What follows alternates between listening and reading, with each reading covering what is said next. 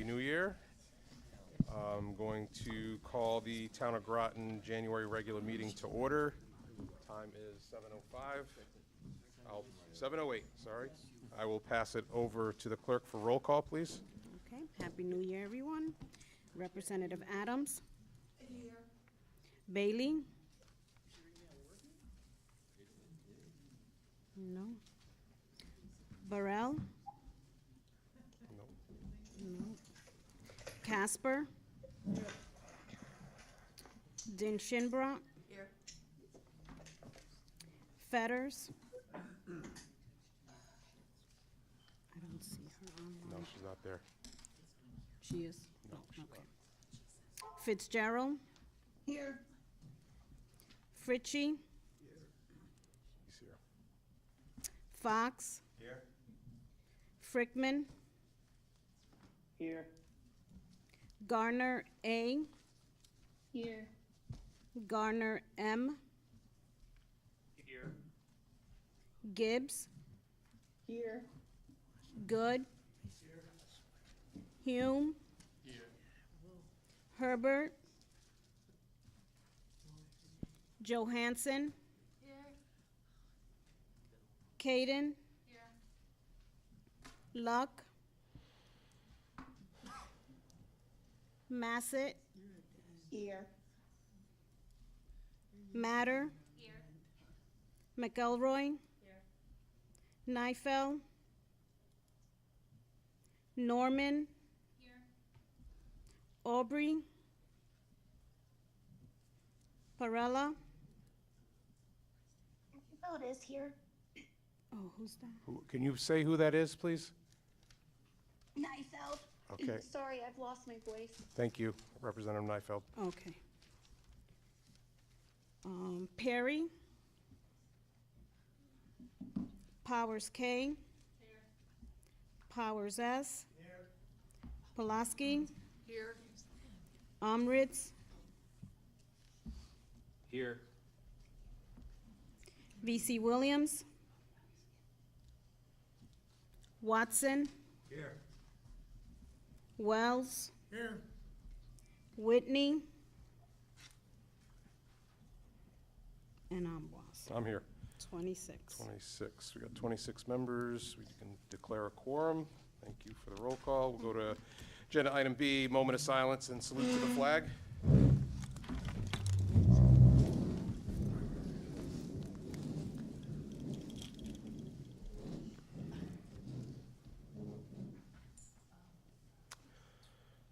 I will lead the salute to the flag today.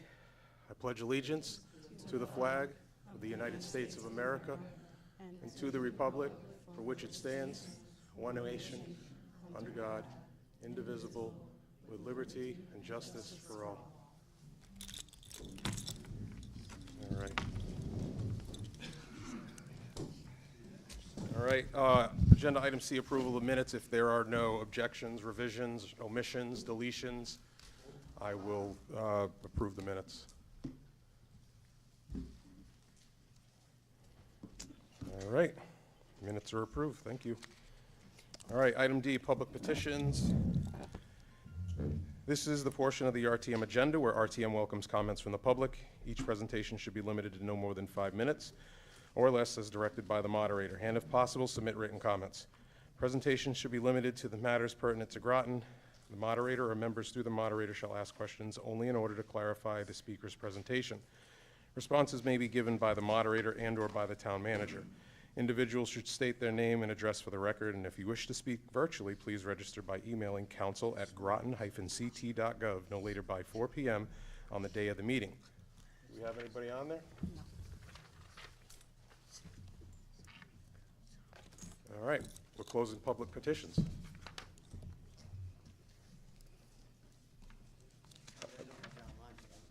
What's that now? So I thought you were talking about the online people. My name is Ian Thomas, 24 Jefferson Drive. For the record, I am an elected Board of Education member as well as the spouse of Councilor Bordelon. However, I'm speaking tonight primarily as a concerned resident and registered voter in this town. I come before this body to express what I consider to be yet another grave concern regarding the town council's flagrant disregard for due process, due diligence, and common decency. Last month, the majority of the council voted to validate and ratify improper, disjointed, and contradictory applications and interpretations of its own rules, policies, and procedures in failing to reappoint Jeff Pritchard to the Planning and Zoning Commission. The mayor and the majority of the council cited Town Council's Rule 7.c, which states only items reported from a committee with approval recommended by a majority of the committee members present shall appear on the agenda. Action on any unscheduled items requires suspension of the rules and shall comply with FOIA. This Rule 7.c, as written, grants 2 or 3 counselors the power to withhold options, applicants, and/or relevant information from the whole body of 9 counselors. The very concept of this rule, especially in practice, how it's being applied, is antithetical to the tenets of representative democracy. This rule needs to be revised. However, the council has expressed in many ways that they have no intent to do so, although a referral has been submitted. Another reason to revise this rule is it's contradictory and direct conflict with Town Council Appointment Policy, Section 4.7.1, which states how these decisions are made, but the last sentence states the Town Council reserves the right to appoint any applicant regardless of a recommendation from either political town committees or the Personnel and Appointments Committee. So that's where Rule 7.c is in direct conflict with the Town Council's own policies. Special attention should be paid to the last sentence.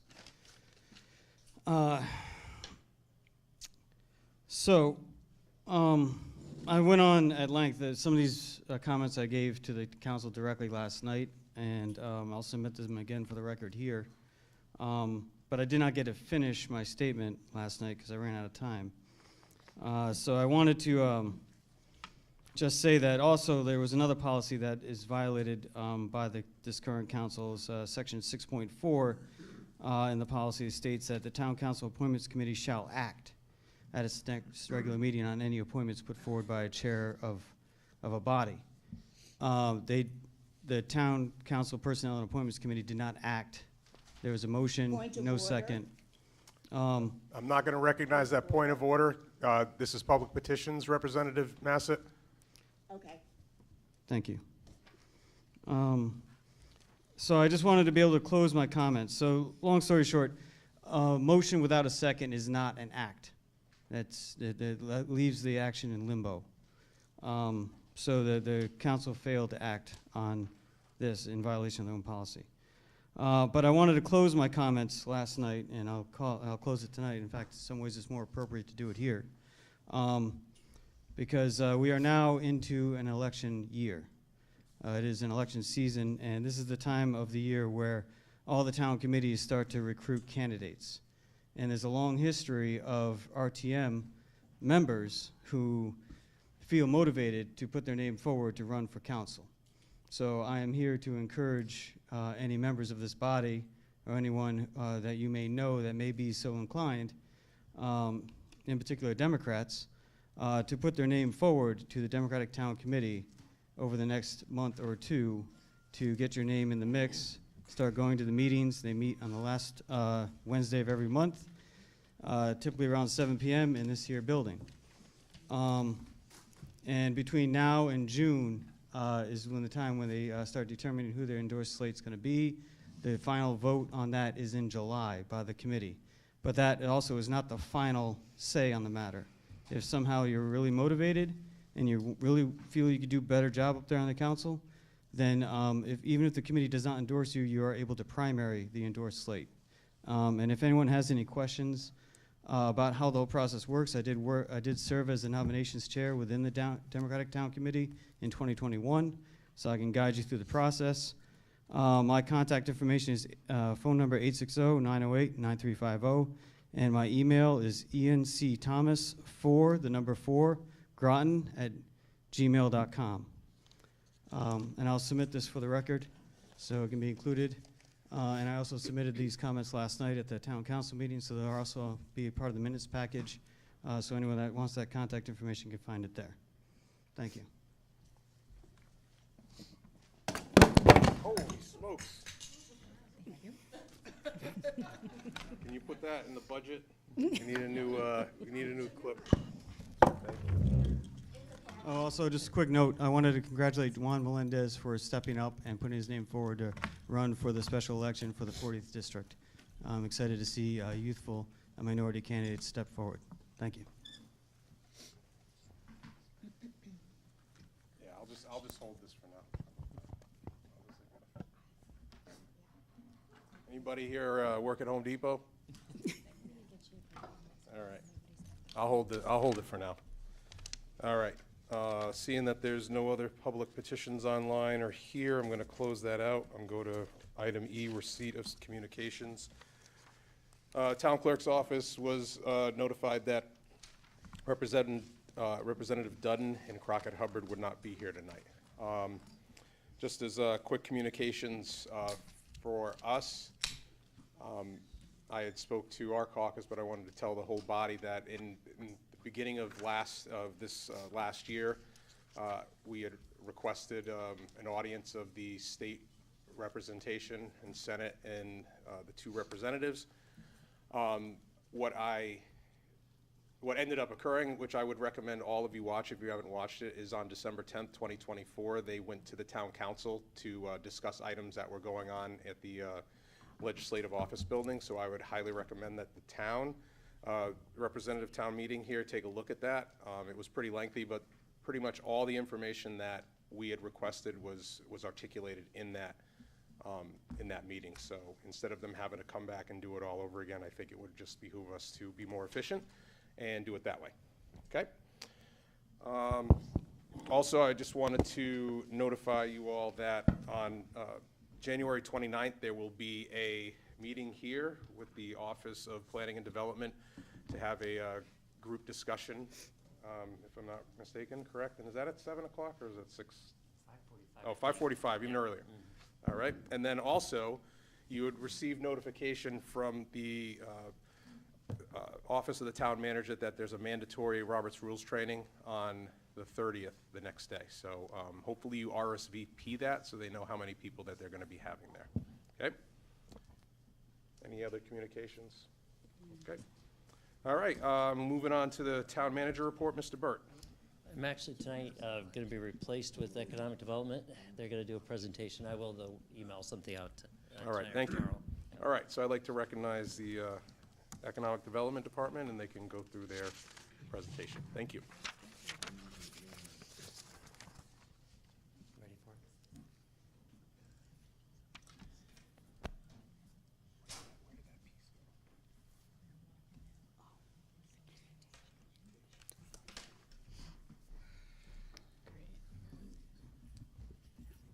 Thank you. Can everyone hear me okay? Great. Thanks so much, everyone. Let's see, I'm going to get started here. Thank you for having me. I'm really excited to be here. I'm Corinne Piazza, the Economic and Community Development Manager for the town of Groton. I've had the opportunity to work with some of you so far in my short time being here, and I'm really excited to get to know all of you. I have a brief presentation for you. It's just 13 slides. I'll go through them pretty quickly. And as I understand it, you're interested in learning more about our team, as we have some new team members, myself included, as well as walking you through some of our key projects that we're working on right now, with just a brief update for you and what we've been up to over the last few months.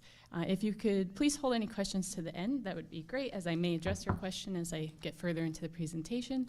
And we've also put page numbers on the bottom, so if you want to jot that down, we can hop right back to that slide if you have a question.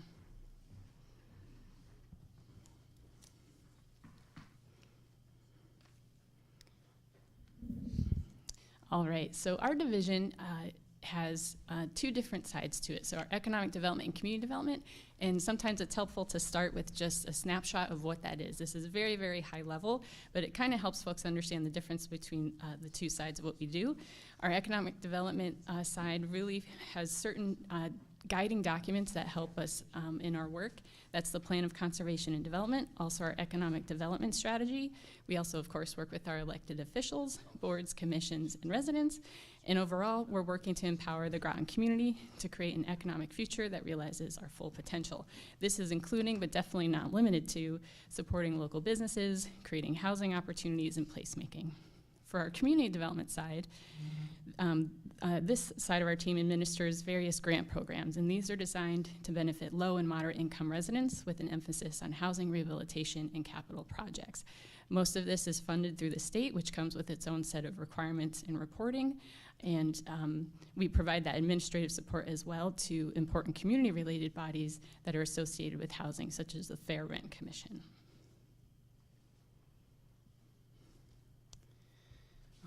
Sorry, I'm changing my slide as well, so there's a lot of tech happening. All right. For our division, we are under the Office of Planning and Development Services, or OPDS, and we are under that umbrella along with our Planning Division, Inspection Services, and Resiliency and Sustainability. We have a very diverse range of backgrounds. These are our 4 staff members under Community Economic Development. And we have a lot of varying education, experience, but collectively we're really passionate about connecting our residents with the resources they need to succeed and maintain a high quality of life. We manage an extensive range of projects, support programs, different incentive programs, and grants, and I'll run through a brief overview of them for you. And then also I will go over a brief overview of our team so you can get to kind of know everyone if you haven't already worked with them at some capacity.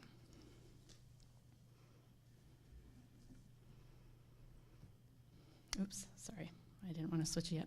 All right, so we'll start with Marshall. He's our bottom left photo. He is our community development planner for OPDS, working on our State Department of Housing CDBG programs, our housing rehab, and helps staff the Fair Housing and Fair Rent Commission, and he's a municipal liaison for the State Department of Revenue Sources for our Neighborhood Assistance Act program.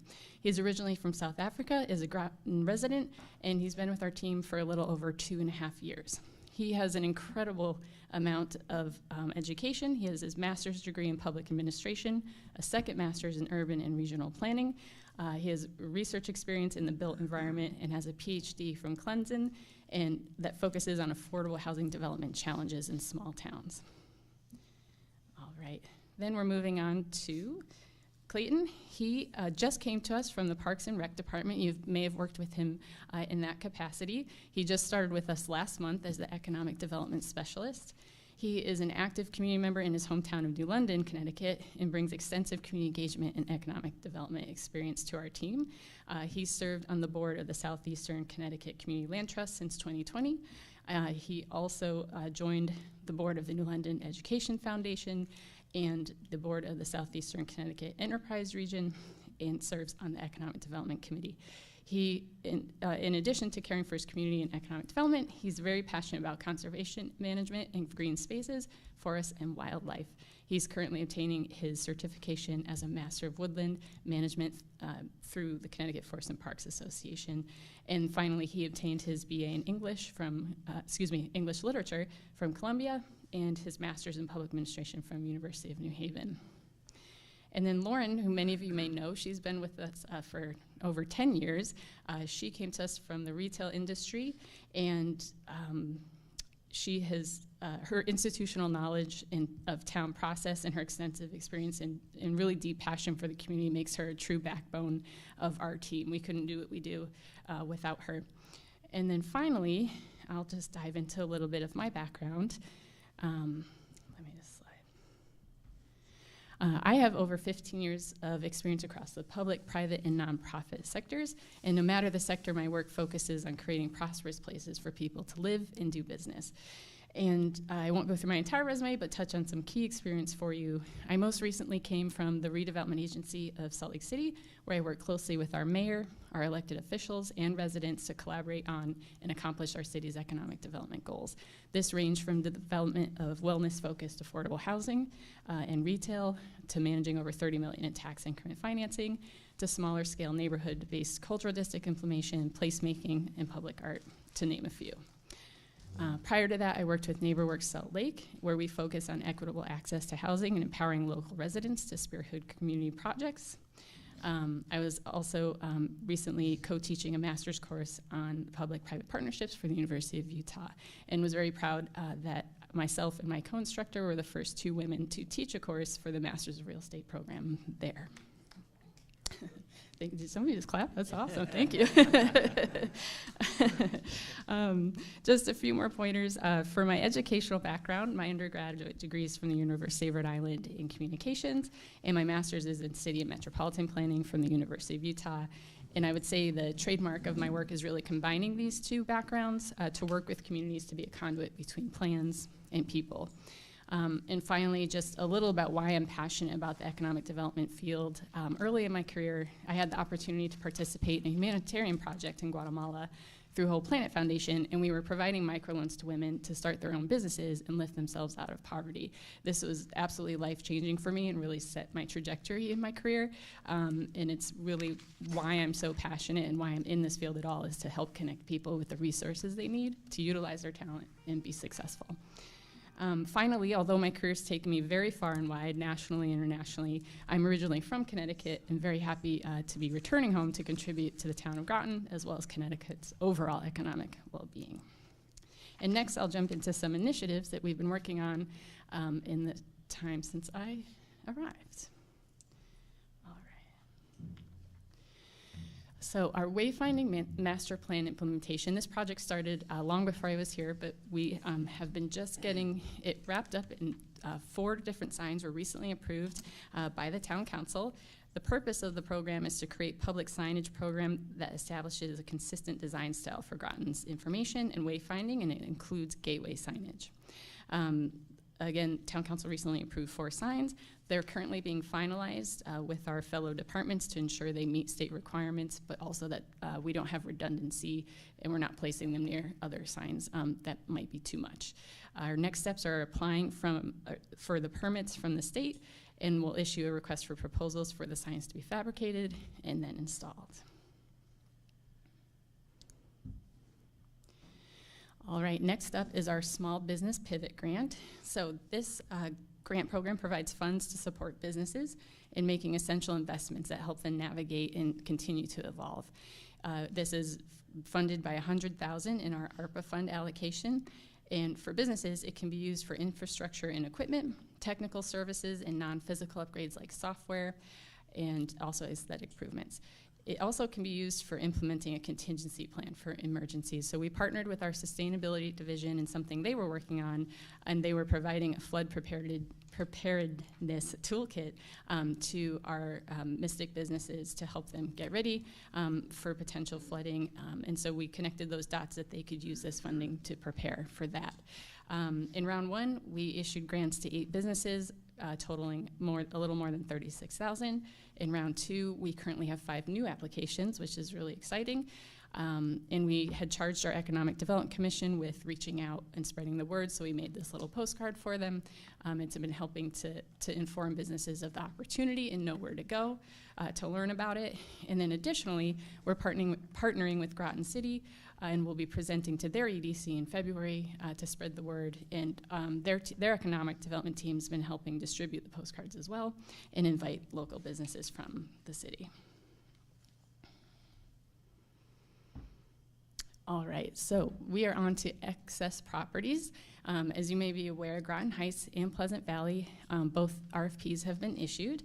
And to back up a little bit and provide some background, in July 2023, Town Council adopted a new town-owned property reuse evaluation process, and we'll call it a disposition process. In September, the Town Council approved to release those 2 RFPs for Groton Heights and Pleasant Valley. And in preparation for this posting, our team worked with the town manager to really dig into that new policy and identify what the administrative steps are, because it's an extensive policy, and we wanted to make sure we could get each step done in start to finish. So with that, we are currently on the step that is the Property Sale Review Committee, or PSRC. And Groton Heights is in the middle of that. Pleasant Valley will follow shortly after. And that takes roughly 60 to 90 days. And this graphic, don't worry, you're not expected to be able to read all of that very small print. But once we had that new policy, one of the first things I did was dive into that to try to create a graphic so it was easy to understand what happened when and why and how it plugged into the next step. So this is just a graphic visualization of that policy. At the very top is really all you need to know from a far away standpoint, because you can't read the smaller steps. The first phase is property review. This is where a committee is deciding if the property is excess, and some other steps in there. Then it's identification of public benefit preferences. This is where the council works to decide what the property should or could be used for. Then we move into project concept and development partner selection, and this is the whole RFP process in picking the best candidate through several steps. And then finally, once a candidate's selected, the legal agreements that are needed to ensure everything happens as all of the parties discussed.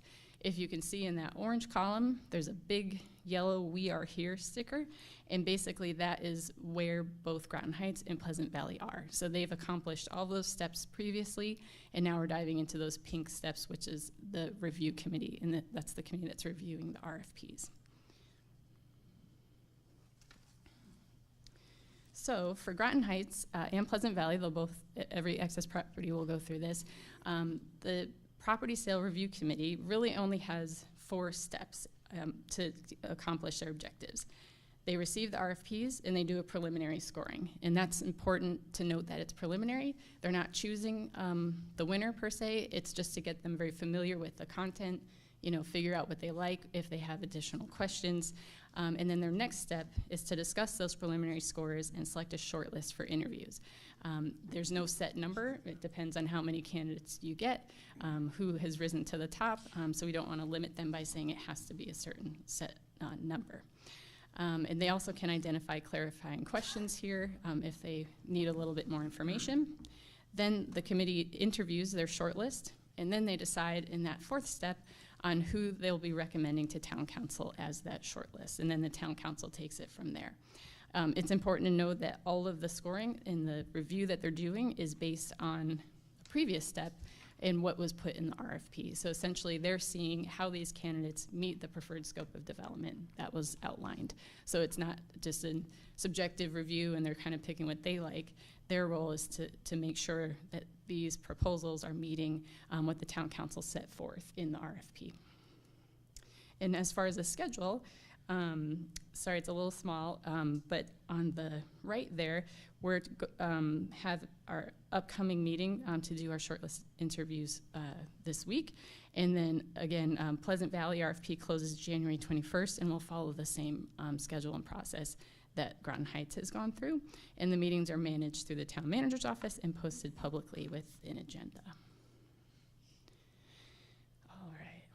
We're almost done. So for another project of ours is our ARPA funds. The town was granted a little over $8.5 million, which is an incredible number, and I'm sure you're all familiar with that federal stimulus package that was enacted to help address issues after COVID-19. The town council allocated ARPA funds in multiple rounds, starting in 2021 all the way through 2024. And in October, we worked with town council to allocate some remaining funds, about $660,000, to pre-approved programs. And then our team has been working diligently since to make sure that we met the December 31st deadline, that's a federal deadline, so that we made sure all of our funds were secured and we didn't return any or leave any on the table. So that's something we just checked off that we're really happy about. So everything's allocated as it needs to be per the federal requirements. And it's important to note that our team hosts the funds and we work with our finance team to do that and administer them and track them, but we don't implement every single project. The funds are utilized by several departments, including Parks and Rec, Public Works, Human Services, and a lot of external partners as well that help accomplish town goals. All right. This is another one we're very excited about. So this is upcoming. It's our Housing Solutions Project. So in partnership with our planning division, we're doing a deep dive into strategic housing opportunities. And this includes everything from looking at our zoning and what's working, what isn't working, to identifying how to encourage small infills, such as accessory dwelling units, which are something, you know, you could build on top of your garage for a single room apartment, or cottage communities, or otherwise known as missing middle housing. And this is really exciting because missing middle housing is capable of blending into an existing area and matching community scale and aesthetics while providing new housing opportunities just incrementally and a little at a time. So with more housing options, it's more opportunity for the folks that might utilize smaller infill units, like seniors, families, or commuters that want to live in Groton. And there's going to be a very extensive community engagement process, including a very immersive educational component, roundtables, as well as feedback opportunities to inform their preferences, as well as the technical elements of the project. So we'll even be bringing in, you know, developers to say, you know, this is in zoning, why haven't you built it yet? What needs to be changed to make this more accessible or easier for folks to use? Or even homeowners who want to build an ADU but may need more technical assistance. We're going to get to the bottom of all the things that may be in the way and what can help support moving some of these sustainable options forward. And we're anticipating to launch that late spring of this year. All right. And this is our community conversations series. Thank you very much to the moderator who mentioned this coming up. Our team created this series to proactively address challenges facing the town by providing a forum for residents and town representatives to learn, discuss, and become informed and participate in the conversation around solutions. So our next one coming up is January 29th right here, and it's at 5:45 p.m. This topic is Hot Topics and Real Answers. Groton's Development Explained is the title. We've also done a lot of previous topics ranging from Groton's role in housing development to Civics 101 and addressing housing needs. So it'll be an ongoing series that we're really excited about, and we'd love to ask you to help us spread the word to friends and family and to attend as well, because the more folks we can get there, the more conversation we can have. It's also available on greatergroton.com. All right, and we're almost done. We just have a couple plan updates that are exciting as well. You may have heard our planning division's working on our Plan of Conservation and Development 2035 update. You can find a survey online currently that you can take, and then additionally, they have some other opportunities that will be coming up. Everything is posted online that's available, and really this is an incredibly important document that's updated every 10 years. And it helps set forth a vision of what we want our town to look like in the future and creates the roadmap of how we actually get there from a technical standpoint. Additionally, we have our economic development strategy update in 2025, which we've proposed funding for, and if approved, we'll anticipate that launch in fall 2025 as well. And then let's see, I believe one or two more. So for our community development team, we have a lot of housing programs that I'm not sure everyone always knows are available, and we're doing a lot of work to get the word out about them.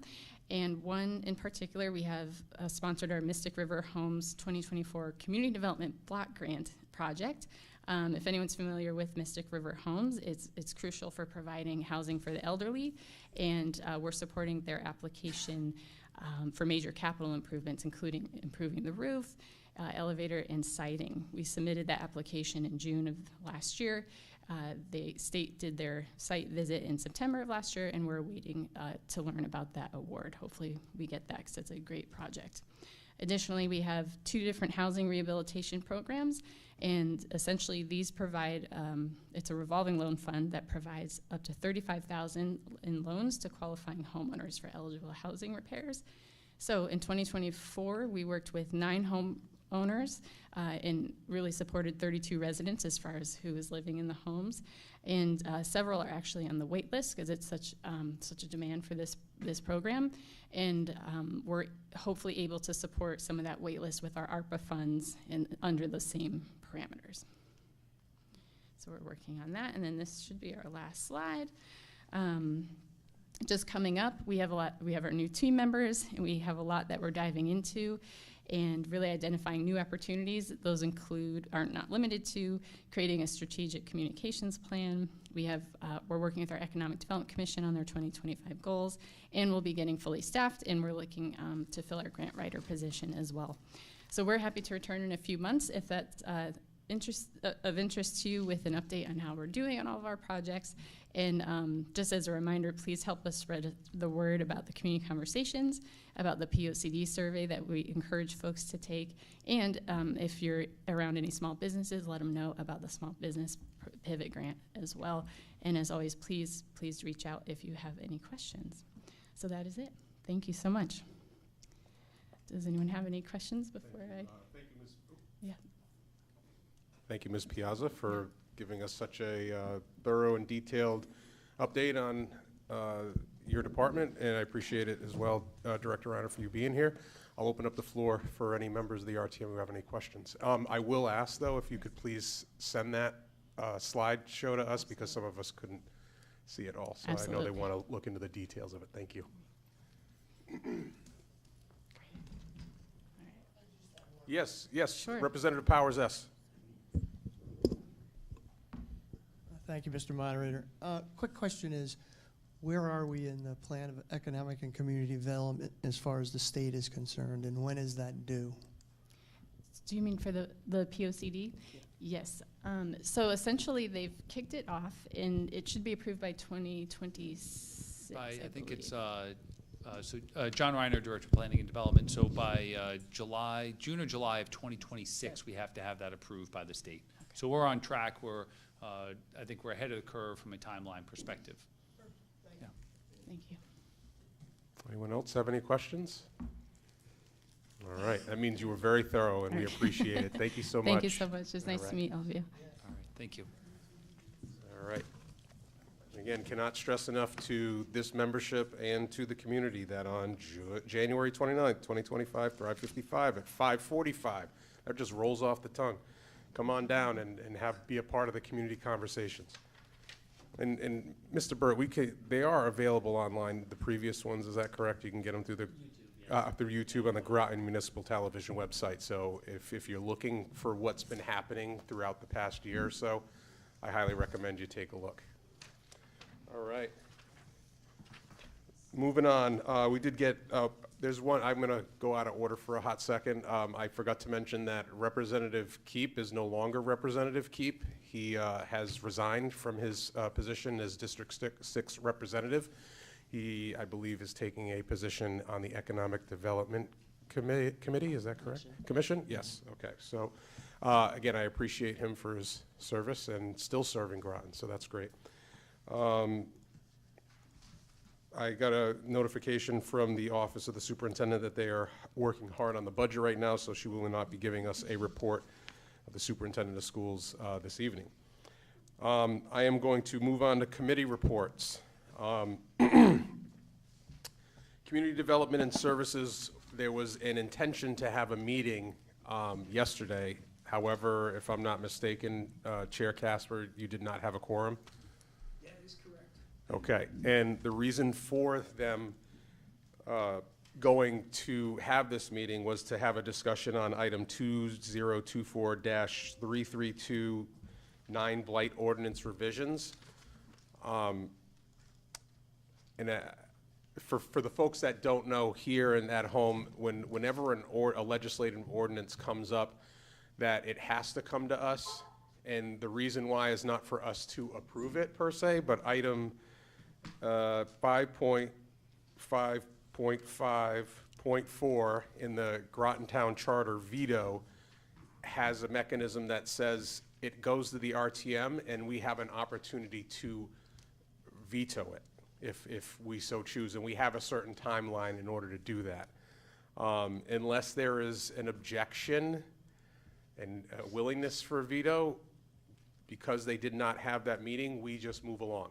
And by the time that we meet at our next meeting, that ordinance will be in full effect because we have a 45-day time limit to veto it. So if there's no one else speaking, I'm just going to keep on moving. Oh, yes, Representative Adams.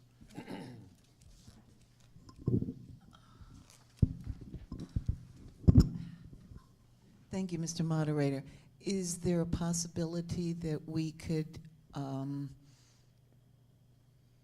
set, how do I want to phrase this, set aside so that we can discuss even though the committee did not have a quorum?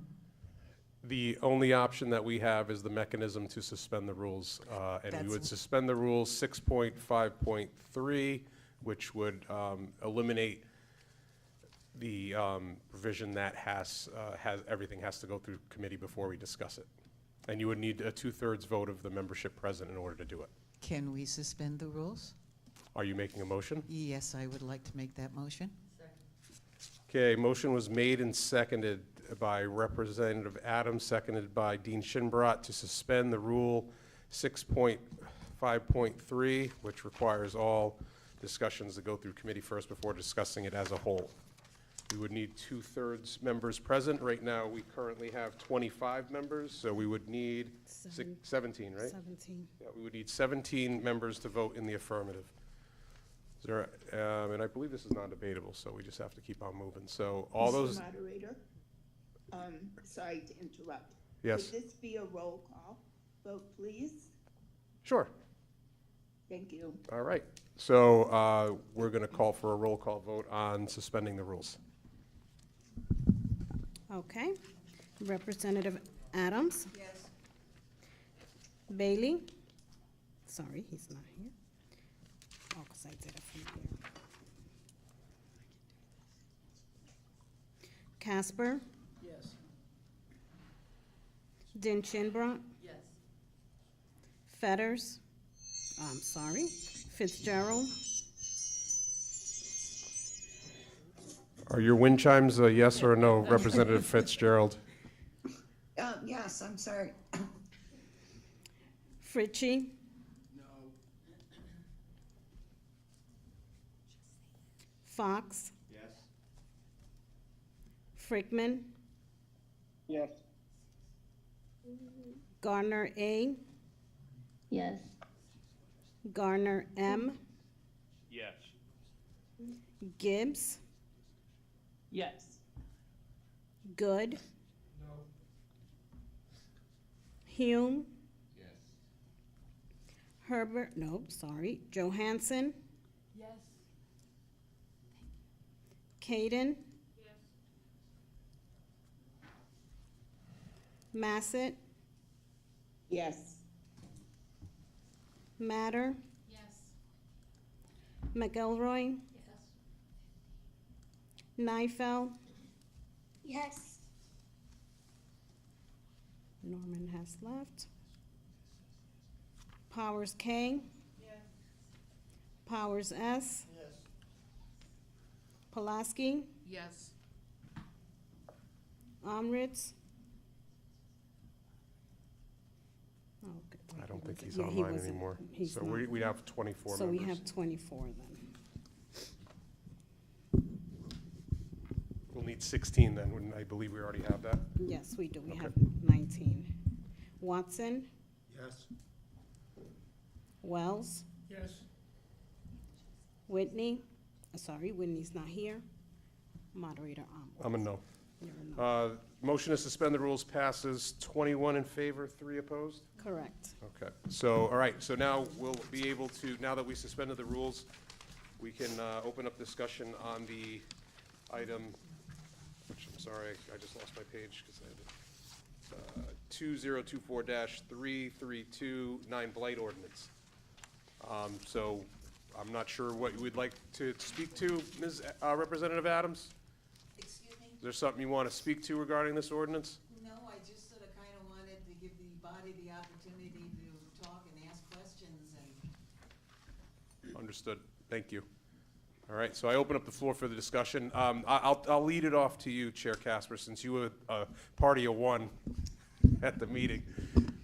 I'm sure you got a little bit of update you'd be able to share with us. I'll do my best. The original ordinance, Groton's blight ordinance, was adopted on December 4th of 2018. This is a revision to the ordinance as a result of changes to the law at the state level. Some of the highlights of these changes were reducing the minimum town population from 35,000 to 15,000, to allow a part of an interest to file a petition for appointment of a receiver to take possession and rehab a building. It allowed for reduced assessments of property and allowing agents of the municipality to enter property for the purposes of remediating blighted conditions. It allows the municipality to take immediate remediation action when there are 3 or more violations at a property during a 12-month period, and fines of not more than $150 a day that a violation occurs on an occupied property, $250 a day that a violation occurs on a vacant property, and not more than $1,000 per day if the violation is the 3rd or more violation during a 12-month period. And there was a public hearing October 1st, and the Committee of the Whole recommended this item for resolution at their meeting on October 29th. And the council then adopted the revised ordinance. And I believe they adopted that on the October 1st meeting, is that correct, Town Manager? I believe so. Okay. All right, well, thank you for that. I appreciate the update. Is there any other discussion or questions? And again, the only thing that we could do if we did not want this is we would have to vote to veto it, which would require a 2/3 vote as well. And what I'm gathering is it's basically lining up with what the state has put out there as their statutes. All right. Done. Did you have a question, Representative Massett? Or? No. Okay, thank you. All right, we're going to move on then. Thank you. All right, we're going to Education, Chair Massett, no committee, no report. Correct. I'm going to stick to this real quick. I saw a couple of emails swirling around that they're trying to get some sort of budget discussion with the liaison RTM committee, or was it? Well, it's not the liaison committee, it's the traditional one with the council, Okay. Yeah, that whole thing, it's not quite set yet. Okay, all right, so just be on the lookout, Education Committee members, as well as Chair Massett, for any emails coming from the Superintendent of Schools or Groton Board of Ed. Definitely. All right, thank you. All right, Finance. I want to recognize Chairman S. Powers to address item 2024-1020 for community-oriented policing, COPS, Safer Outcomes Grant. Thank you, Mr. Moderator. We had a meeting tonight, started at 6 o'clock, call to order. All members were present. It was Representative Dean Shinbrat, Representative Al Fritchie, Representative Michael Gardner, Representative Emily Norman, Representative Doris Pulaski, and Representative Tom Umbris, and myself. We reviewed the business at 3.1 2024-1020-3, the Community Orientated Policing COPS Safer Outcome Grant. I'm going to ask Representative Dean Shinbrat to read into the record the motion, the resolution, please. Resolution authorizing a 2024 Community-Oriented Policing COPS Officer Safer Outcomes Grant, enhancing de-escalation and crisis response training for law enforcement. Whereas the Town of Groton Police Department continues to make efforts to enhance training for our officers and enable them to deal more effectively with individuals in crisis.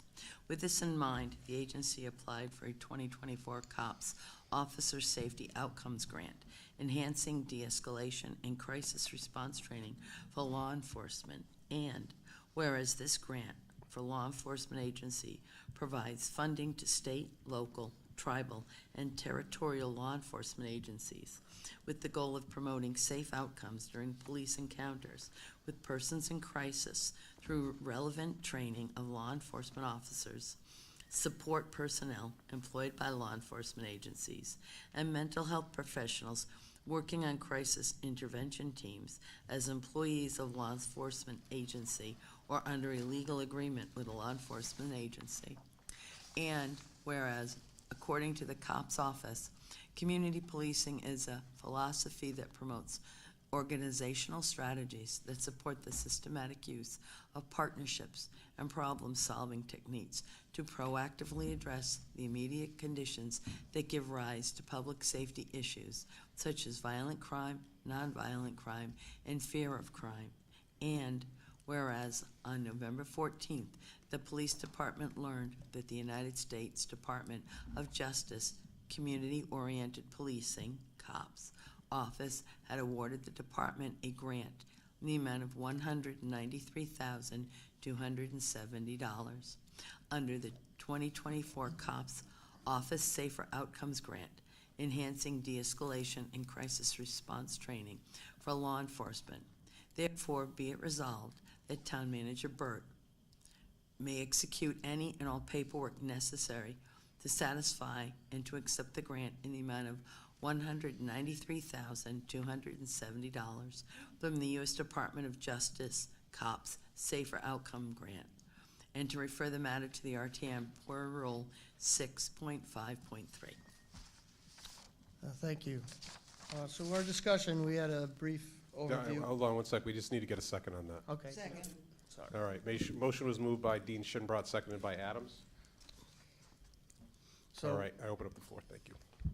So to finish my minutes to the meeting, would you like that, or would you like to? Yeah, you can go ahead Or would you and like finish the questions now? communication and all that, and then if there's any additional questions, we can go So from there. during our meeting, we did a background with, Chief Fasaro was there.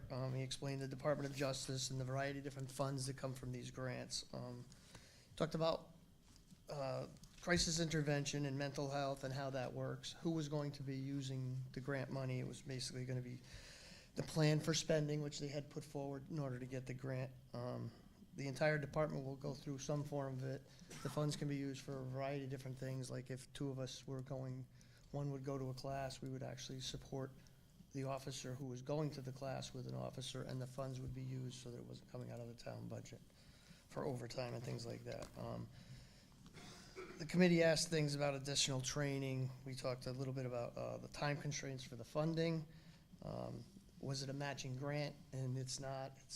We don't have to match any of the money to receive that.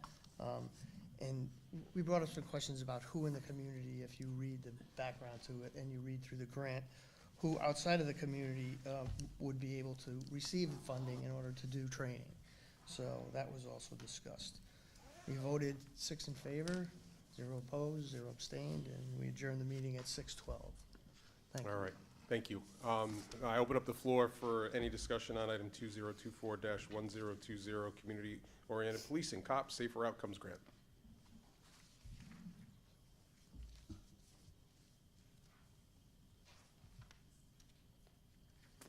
Very well, seeing none, I'll call for a vote for item 2024-1020, Community-Oriented Policing COPS Safer Outcomes Grant. The amount is, I gotta get it over here, I had it, $193,270. All those in favor, please say aye. Aye.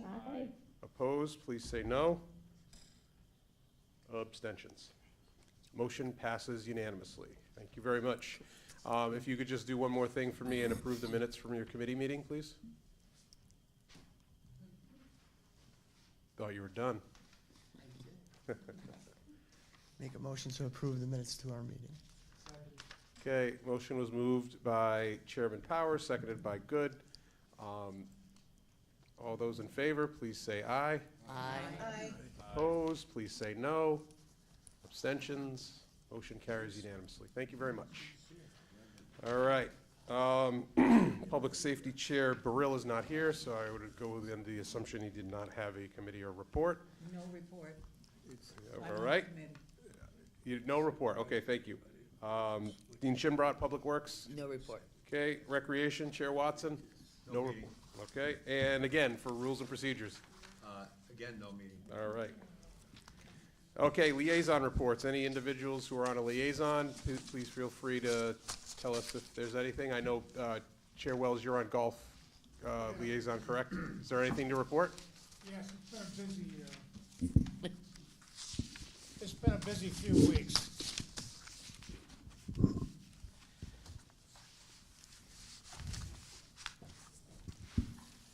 They've hired a consultant, J.J. Keegan, of J.J. Keegan Company of Colorado, who spent an enormous amount of time and wrote a very large report on proposals for the golf course. And right now, the Golf Advisory Board and the Parks and Rec Commission are chewing on those things and coming up with new rates. But perhaps more important for this body is the plan is for the golf course to be entirely self-funding. So we won't be sitting here proposing money for the RTM. From the RTM, from the general fund to run the golf course. It will have its own money and won't be coming to us for more.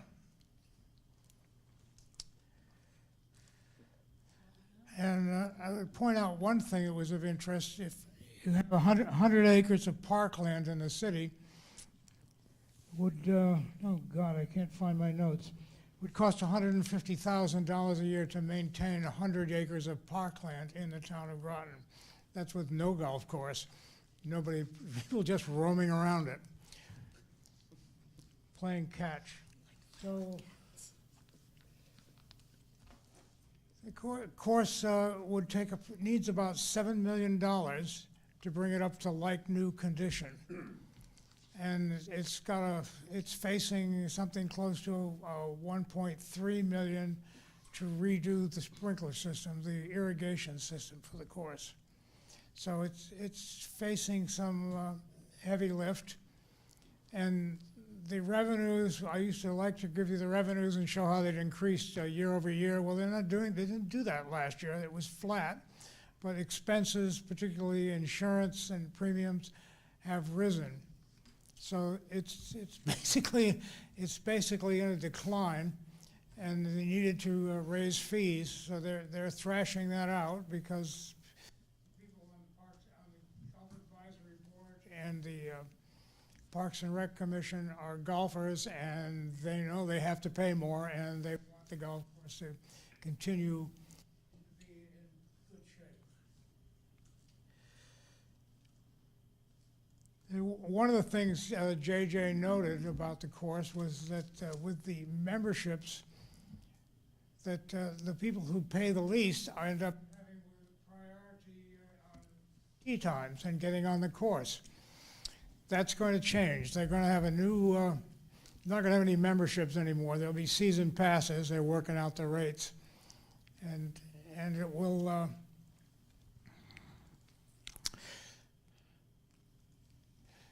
and they won't have priority. In other words, you can't say I'm a member or something. I could get a first. Oh, the season pass holders, as it is now, can reserve tee times a day ahead of the general public. So that's going to stop. So everybody will be on the same page, and they're going to improve the reservation scheme with software, so that it'll be more efficient. So a lot of things for efficiency. Basically, they're not going to be coming to us looking for more money, which I think would be very nice. Thank you very much. Thank you, Mr. Wells. They got one more joint meeting, and then they send a recommendation to the town council. Okay. Yeah, I know you had mentioned that previously about how there were people who were members would take a tee time, but then maybe not show, and then it would stifle individuals that were coming, maybe, let's say, as a walk-in and couldn't do that, but could only come after a certain time of day. So that's a good update, so thank you for that. Do you have anything, Mr. Casper? No? Any other liaison reports? All right, moving on, budget discussion. Anybody want to discuss budget?